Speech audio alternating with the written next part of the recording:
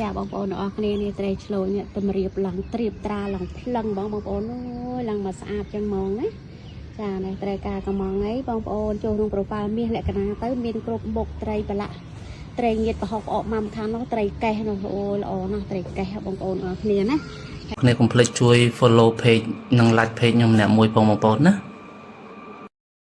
ជួយចុច subscribe ឬក៏សញ្ញាកណ្ដឹង channel YouTube ខ្ញុំម្នាក់មួយផងមកណាអរគុណច្រើន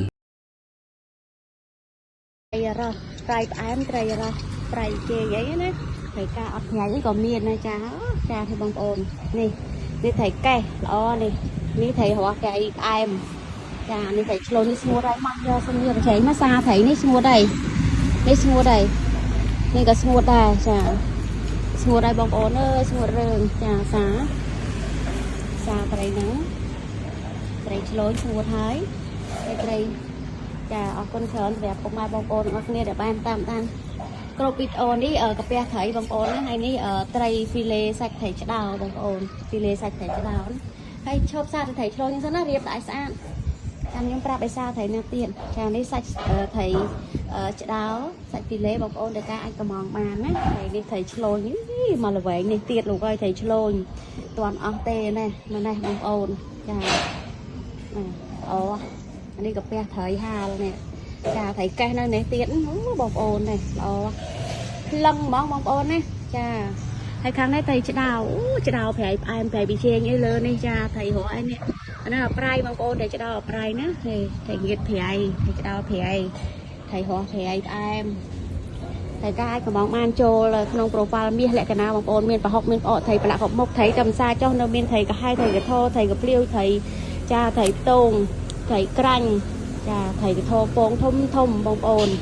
នៅមានត្រីកែនិយាយទៅត្រីនៅច្រើនមុខទៀតត្រីក្អោនត្រីកញ្ចោះត្រីអីណាបងប្អូនសពគ្រប់បែបយ៉ាងបងប្អូនដោយការកំងត្រីដែលនៅស្រុកយើងត្រីអីក៏មានដែរនេះ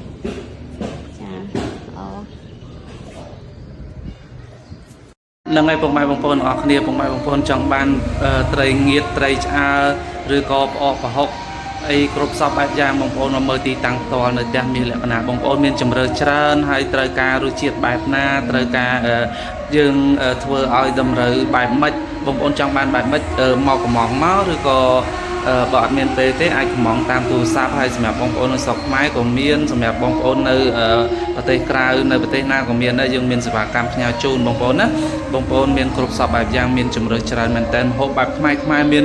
គ្រប់រសជាតិនៅផ្ទះមាសលក្ខណៈប្រពន្ធខ្ញុំបាទឆ្ងាញ់ណាស់បងប្អូនហើយ